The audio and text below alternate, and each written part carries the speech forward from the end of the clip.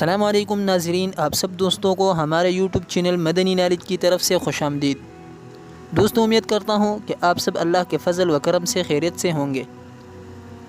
تو ناظرین، آج کی اس چھوٹی ویڈیو میں آپ کو جماع اور ہم بستری کرنے کے دو اہم فائدوں کے بارے میں آپ کو کچھ تفصیل بتانا جا رہا ہوں۔ ایسے دو طریقے ہم بستری کرنے کے جن کے بارے میں شاید آپ لوگوں کو کچھ علم نہ ہو اس سے پہلے۔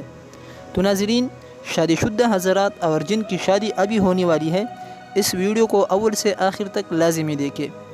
تو دوستو، ویڈیو پلے کرنے سے پہلے آپ کی خدمت میں ایک چھوٹی سی گزارش کی جاتی ہے کہ اگر ابھی تک آپ نے ہمارے اس یوٹیوب چینل کو سبسکرائب نہیں کیا تو پلیز ویڈیو کو سٹاپ کر کے نیچے ریڈ بٹن پر کلک کریں اور آپ بھی ہمارے سبسکرائبر ضرور بن جائے، اور ساتھ بیل آئیکن کو بھی دبائیں تاکہ پھر ہر آنے والی نئی ویڈیو کی اپڈیٹ آپ کو بروقت مل سکے۔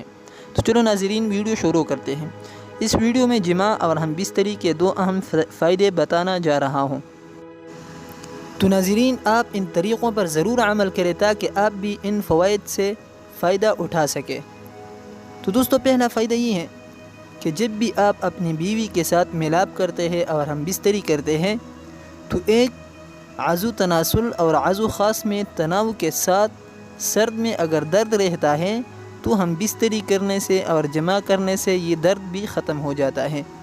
یعنی پہلا فائدہ یہ ہے کہ عضو خاص میں تناؤ پیدا ہو جاتا ہے، اور دوسرا فائدہ ہم بستری کرنے کا یہ ہے کہ سرد میں جو درد رہتا ہے وہ قدرتی طور پر ہم بستری کرنے سے ختم ہو جاتا ہے۔ تو ناظرین، امید کرتا ہوں کہ آج کی چھوٹی سی ویڈیو آپ لوگوں کو پسند آئی ہوگی۔